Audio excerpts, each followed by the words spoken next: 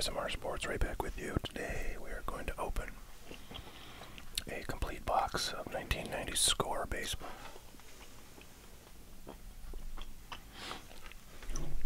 A little bit of history about this product. In 1988, Score debuted its baseball card product. It was the only 1988 in 1988 Score only produced baseball. They were I think let me think about this. Yeah, they were basically the fourth major manufacturer of baseball cards. At the time, there was only four. Before Score, there was Topps, Donruss, and Fleer. And that's kind of how it had been since 1981, when Fleer and Donruss joined the game. The Topps had monopolized for many, many years.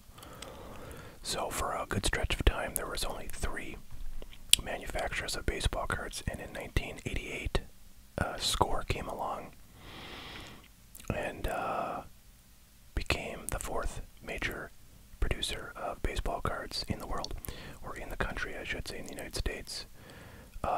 That product was released at the sort of height of baseball card mania, and it did quite well, but it was very overproduced. There was much more produced, I think, than there was demand, even though there was a lot of demand for it. And so, in 1989, Score experienced, I think, an even lower level of demand for the production of cards. And 1989 Score, because it had a real lack of rookies of interest, compared to some of the other 89 baseball products, was really sort of, I think, neglected by the market. So in 1990, Score, I think, from what I've heard, ramped down production quite a bit. People sort of assumed 1990 Score was going to be, not that good from the hobby's perspective. And when it initially came out, it kind of was viewed that way.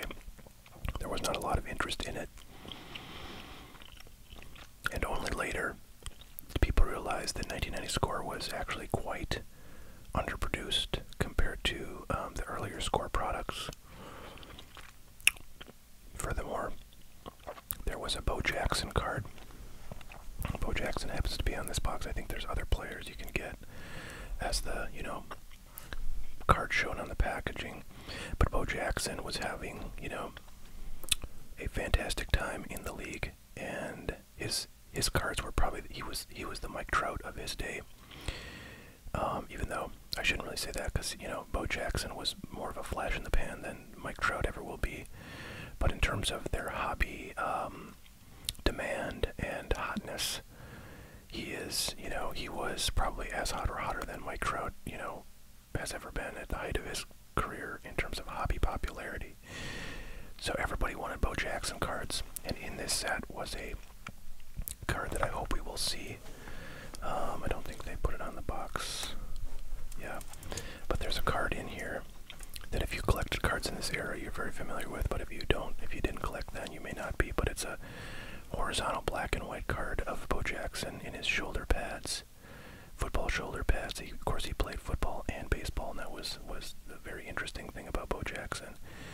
And he's holding a bat, over his shoulders, like behind his neck, and it's a cool pose. It's kind of a classic thing. It was from, I think, like Nike, maybe commissioned that.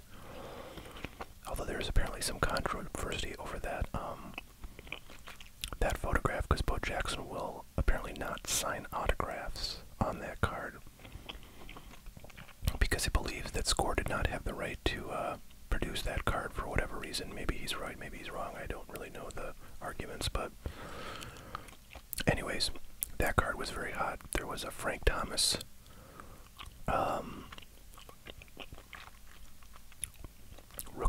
here as well. Some other, you know, decent rookie cards, nothing too special. But there was also an error. There's like a Ryan Sandberg error in here. It's on like a highlight card. So anyways, sometime after this release, not right away, but after some, you know, period of time after it was released, it became much more sought after than it was on release. Price of this stuff went up. It was, you know, this set became kind of one of the best sets of the early 90s.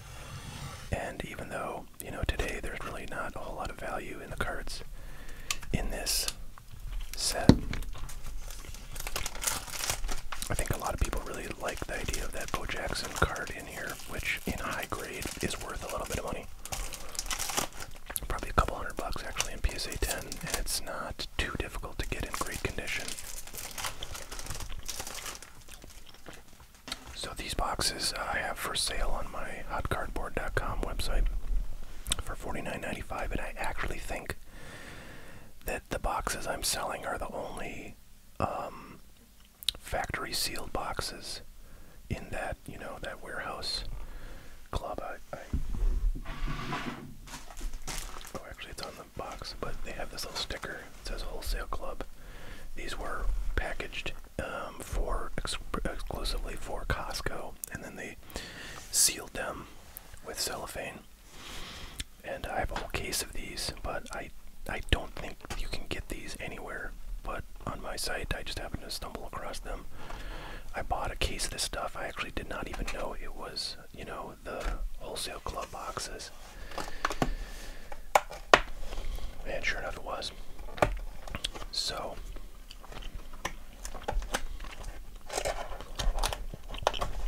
of course you can get probably FASC or from a sealed case wrapped boxes of this stuff. You know, that were pulled from a sealed case and are guaranteed to be unsearched, but these boxes I have are essentially the equivalent of that, and they're quite a bit cheaper, I think. So they're a good deal. They're quite rare if you collect unopened stuff, as I, you know, like to do. I think it's actually kind of fun to have some of those, you know, oddball cases. Like there's also warehouse club boxes of certain Topps products, like 86 Topps Baseball, 87 Topps Baseball. Both were packaged for Sam's Warehouse Club, Sam's Club.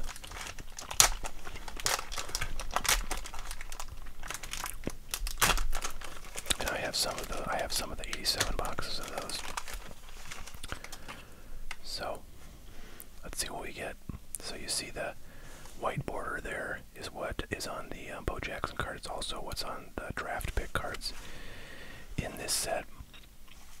And the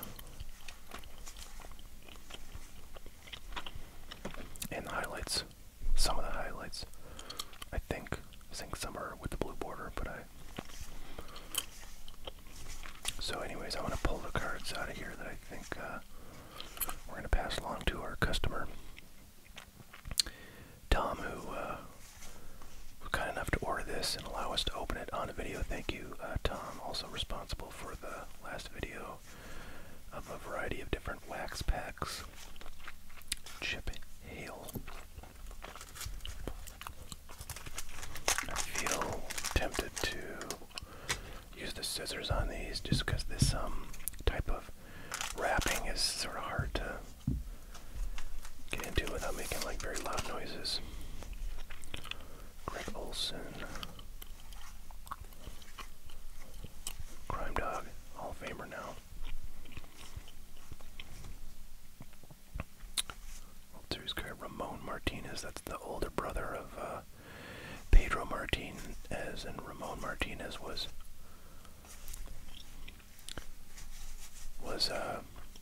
quite the beast in his day. People were super high on him for Bert B. Home, July 11.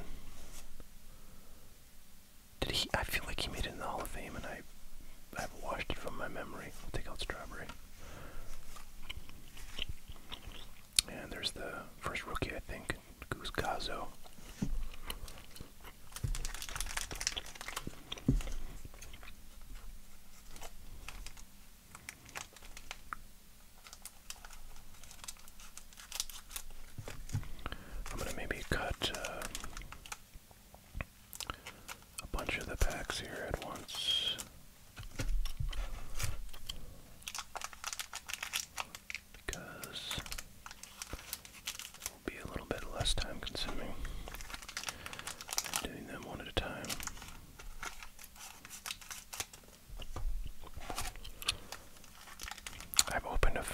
his stuff over the years, but I have not opened any very recently, so it's going to be fun to get into this. By the way, I apologize. It's now officially sump pump season, which if you don't live in the Midwest, you may not know what that is, but basically a sump pump is a thing that goes into your basement. Basically, they dig a hole below your basement floor, and they put a lining in there like a little well, and then they put a pump in that just activates when there's water in there, and then it pumps the water out into a drain or outside. And basically what that does is it keeps the water from around your house, and around the basement, basically, of the house, the basement walls. The water will go into that pump instead of through your walls and cracks in your basement and onto your floor or wherever else in your basement. So, very good thing to have if you are living in the upper Midwest, and a lot of people have basements, and there's a fair amount of rain in the spring here, plus whatever snowfall was on the ground and then melted. It's funny, on the camera this stack does not look that thick, but it actually is quite thick.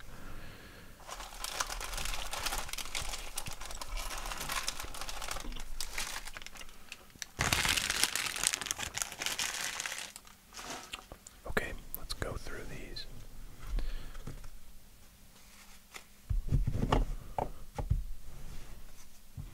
And on the bottom there I see a pretty nice card, Robin Ventura rookie card. Of course his value is not that high. He also had cards in 89, so not really a rookie, but we'll take it out.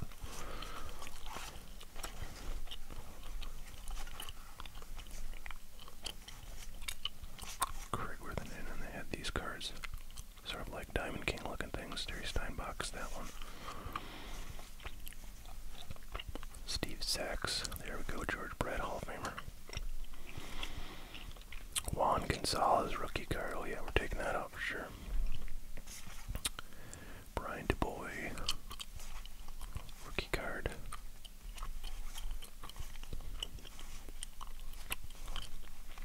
Keep seeing there's a white border, isn't open. We got the bow. And what you want is a nicely centered Bo Jackson with clean corners, of course. Phil Stevenson, Carlos Quintana, Chet Lemon, Junior Felix, Tony Gwynn, Hall of Famer. There's Mitch Williams. What do they call these cards? Dream Team. Yes. They did this set in I think, number of subsequent releases of Score in the early 90s. Kevin Abeard and Tommy Green. Okay, second half of this stack. Coming right up. Vince Coleman, Will Clark, Joe Hesketh, Joe Boston, Van Slyke, Davis, Delino DeShields. Sure, we'll take him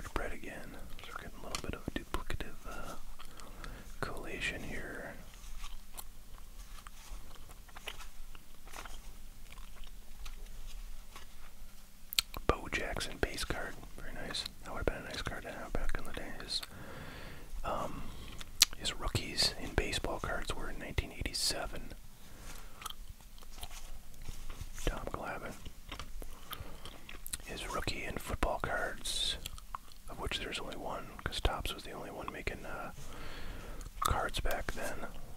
It's 1988. Kirby Puckett Hall of Famer. Todd Worrell. Okay. So we've got about a fourth. We've got exactly a fourth of the box done.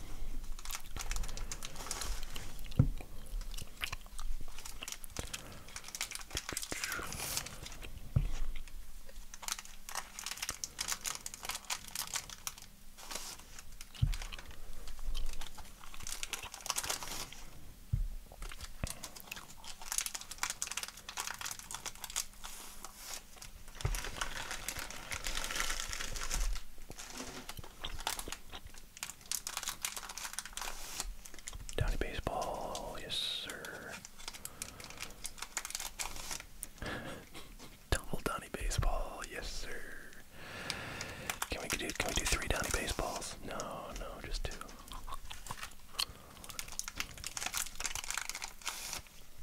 Two Tony Phillips. That's crazy.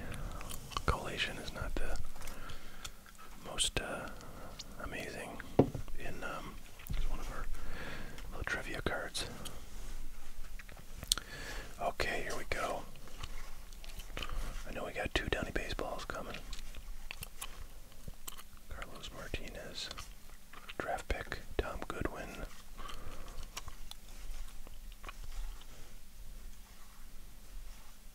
Ricky, Glenn Allen Hill, and my guy Bernie Williams. He was my favorite Yankee of the kind of that era, 90s. That is his true rookie card. Rick Seidler, and the Frank Thomas rookie in this set is one of these first-round draft pick cards. So that would be the other thing we're looking for with a white border than that Bo Jackson card. Donnie baseball.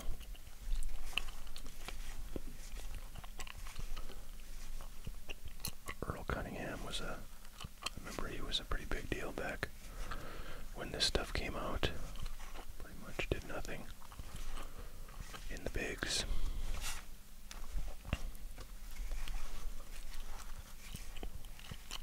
Fisk, Hall of Famer. Alan Zinter.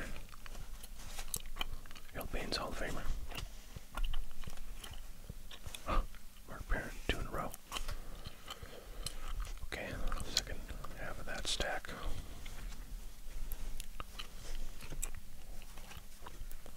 Oops, skipped one there.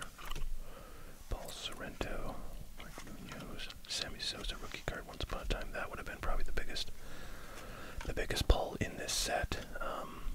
When he was on his home run tears in the late 90s. Chuck Knobloch, once upon a time, was a decent player. Matt Williams is also pretty good there around this time frame.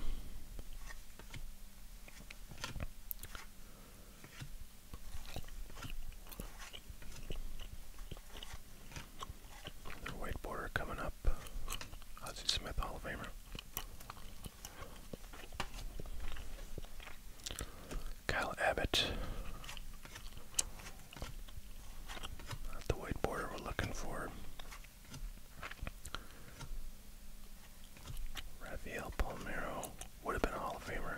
substance abuse stuff. Or the PEDs, I should say.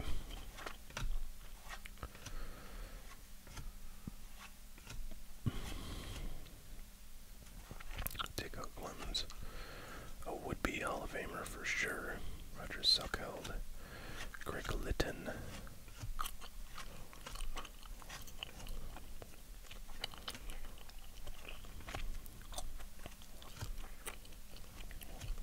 Smoltz. Eric Anthony was one of the good rookies back then. Nice Tino Martinez. Rookie card.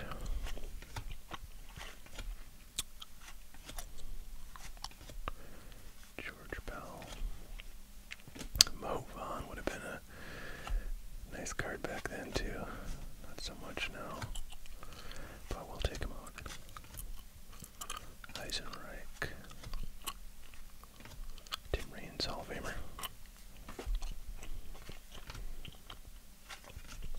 Al Morris was a big deal for the Reds for a little bit after the Yankees traded him.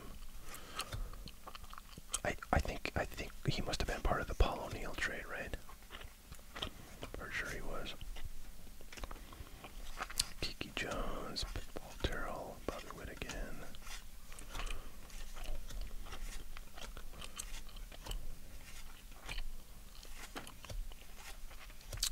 Alright, Mike Blowers. Okay, we're officially halfway through the box. We will keep rocking here.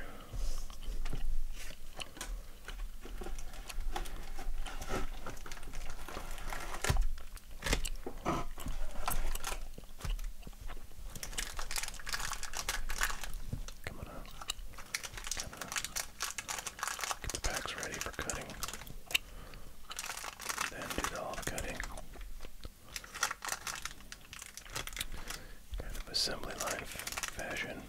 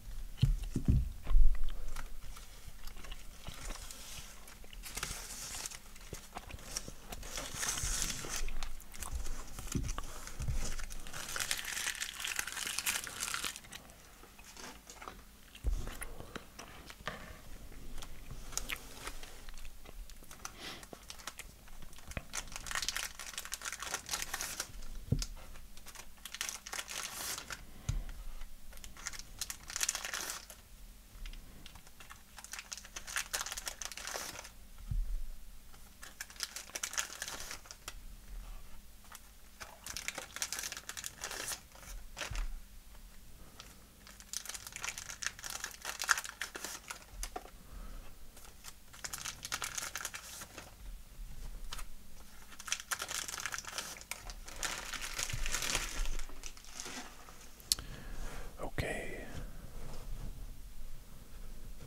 Next quarter of the box coming up here.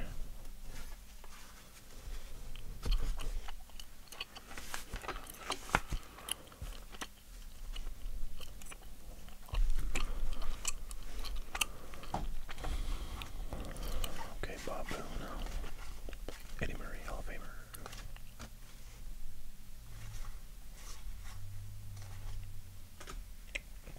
Will Clark, Jay Buhner.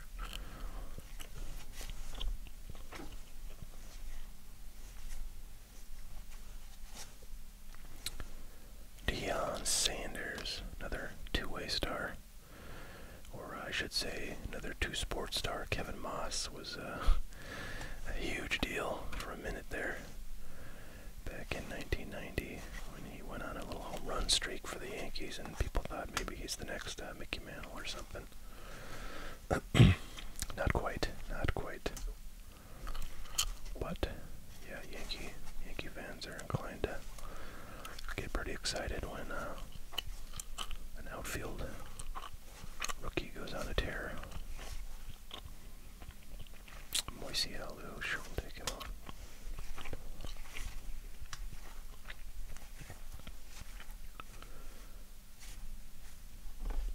Another Mitch Williams.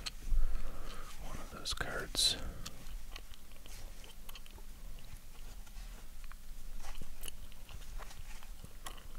There's a Bo Jackson. I don't know if I've ever seen this one. All-Star Game Bo Jackson. That's interesting. I don't remember seeing this ever. I'm sure I must have, but I just don't remember it. Alright. Dream Team, Bobby Thickpen.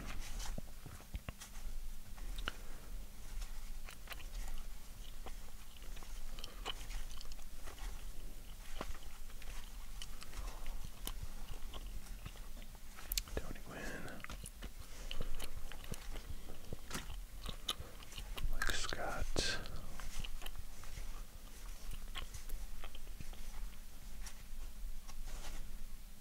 Randy Johnson's second-year card. Delino DeShields. Rookie. Here comes the heat. I mean the heat in my house. Sorry for the noise. It's not too bothersome. Dwight Smith.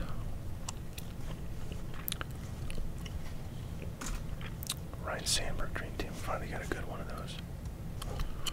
David Wells.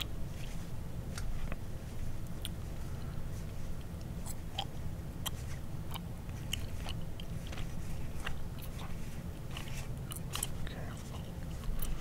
Alright, the last part of this stack here. Kirby Puckett, Dream Team. Another nice one.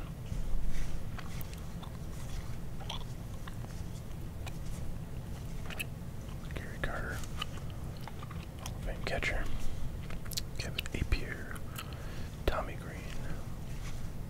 Cal Ripken. I was kind of wondering when we'd get a Cal Ripken Jr. We'll probably get another one shortly. Dave DeVecchi, guy broke his arm pitching. He had like some kind of bone cancer, I believe.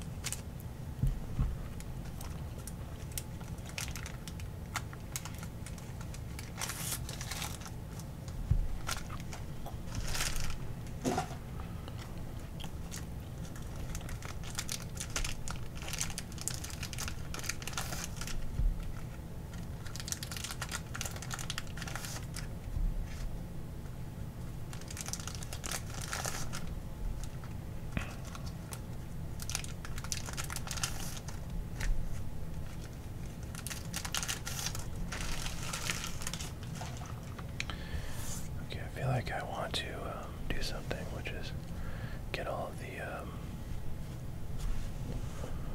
all those trivia things out of there. Look at that, almost worked perfectly. Now they're all gone.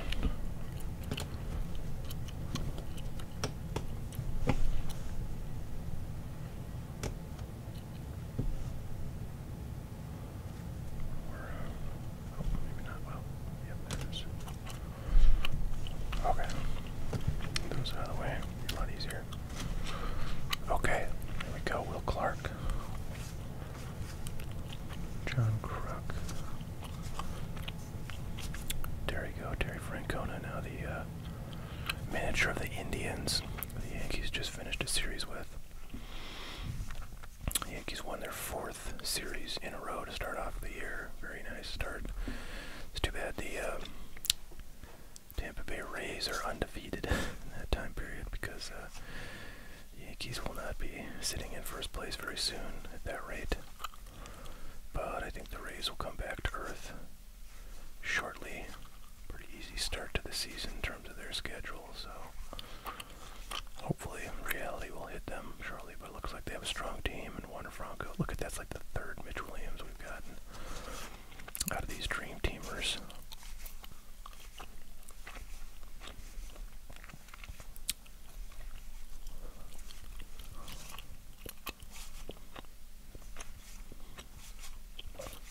Wow, pretty lackluster. Finally got a Hall of Famer. Lackluster stack here so far. Ken Griffey Jr.'s dad. Yeah, Ken Griffey Jr. we have not pulled either. We should be pulling his cards. At least one, my goodness. So yeah, collation was definitely an issue apparently with this set, because there's some crazy stuff going on, like the 3 Mitch Webster dream teams.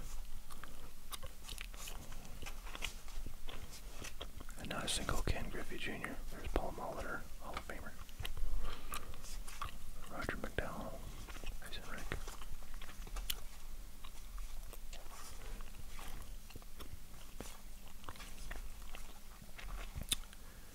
A lot of pitchers in these this rookie set. Just never what you want to see. Greg Bradley. There's a highlight. I feel like we have not seen many highlight cards. There must not be a very large number of cards in that set. We'll take out Mark McGuire.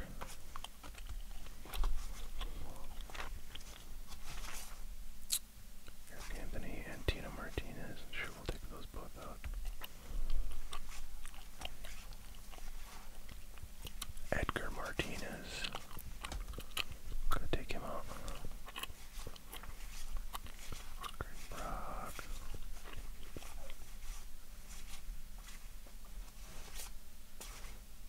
John Olerud rookie card. That's the first one of his we've gotten. Winfield rookie. Roger Clemens. Ricky World Series.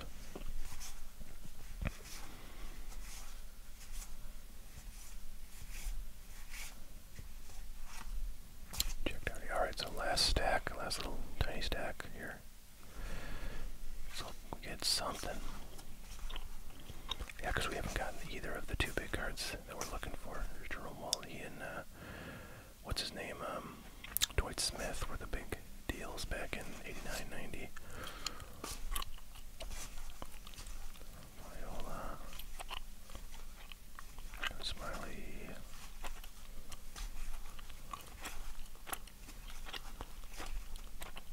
Kenny Rogers, and last card is Don Powell.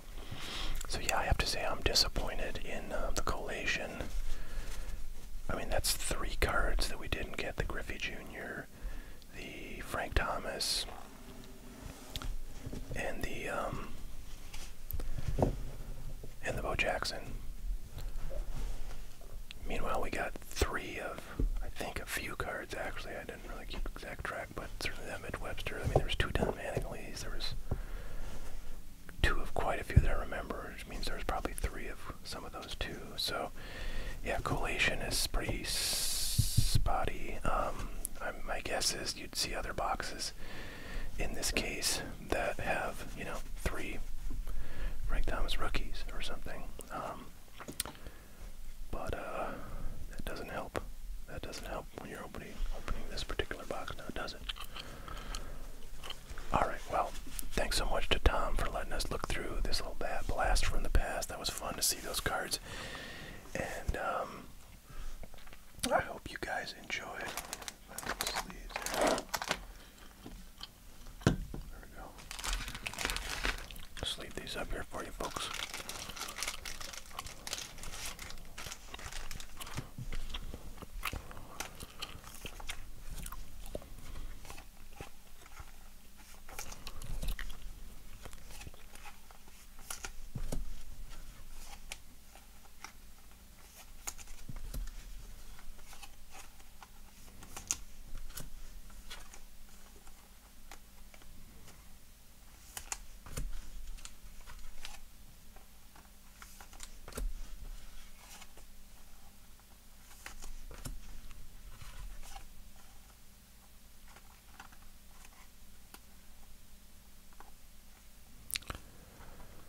Wait, there you go.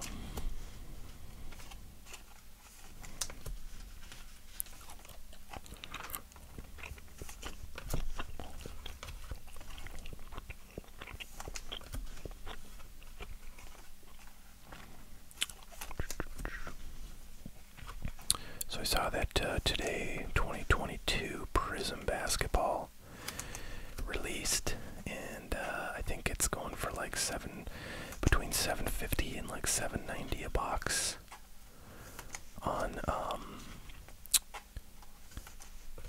David Adams and Blowout. I looked at my kind of direct dealer marketplace site, DealerNet, and I think the boxes were going for like about $580. So I don't intend to order any of that stuff. I just am not interested in the 2022 class. If anybody would be interested in ordering something at like, I don't know what I would do those for, like maybe $630 or something. Basically, you gotta have enough room in there to deal with, you know, credit card fees and stuff. And anyways, yeah, if you're interested in some of those boxes and you want to kind of basically pre-order, where I would put it up, you know, on my site, you'd buy it, I'd order it, and then ship it off to you when I get it a few days later. I'm happy to do that. In fact, if anybody's interested in any kind of new releases and can wait, like, I don't know, like basically you'd wait probably like 3-4 days for the box to get to me, and then, you know, whatever time it would ship to you, I'm happy to look into pricing for y'all. If I can make a little tiny bit of money off of that for the trouble and, you know, to cover the costs, I would be willing to do that. I would be willing to do that. So I have done, you know, some things close to that in the past. I've, you know, sort of ordered things that people were interested in, and then they didn't, you know, I ended up not selling a lot of it, so it kind of sits around gathering dust. So I would be more interested in, you know, kind of like doing the pre-order thing, where if you see something you want me to grab it at the price I can grab it at, send it to you, and you're willing to pay up front for it, I can certainly do that. So let me know if anybody is interested in kind of new products that just come out. A lot of times there's a bigger spread between like what I can get a box for and what it sells for, like at Blowout, when things come out, because what happens is all these dealers, they get their supply of the, you know, their allocation of the product, and they've got maybe, you know, 4, 5, 6 cases of it, and what they want to do is make a quick buck, right? So they got wholesale pricing on it, so maybe that's like $300 for Prism a box, and if they can sell it for, you know, $600 a box, even though it's Blowout selling it for $750 $50 or $60 or $70 or whatever, you know, they still make a decent profit, and they, you know, they can get that money quickly, especially when they just paid many tens of thousands of dollars for all the product they got allocated. They're looking to, you know, get cash flow back in the door, and they're wanting to get rid of stuff sooner or later. So there's a bit of a kind of a bidding war, you know, for sellers to get that product out of their possession, their inventory, you know, at a price they still profit nicely on, but it's not going to be, you know, near what Blowout can get from their unsuspecting buyers. So that's kind of how that works. Of course, your goal in life as a sports card dealer is to get the allocation directly from the distributor and or Panini/Topps. But that is a very difficult thing to do, and generally that's something only dealerships that have been around for quite some time can do. And guys like me, we get, you know, like one box of, I don't know, Donruss football every blue moon allocated, and then the price of that stuff goes through the basement, and, you know, I've ended up paying more at wholesale than it's worth, so it's a good thing I have a day job. I'll just say that. Okay, guys, I hope you enjoyed. Thanks again to Tom for letting us open this up. We'll get these cards off to you. Everybody have a great one, and we will see you all next time.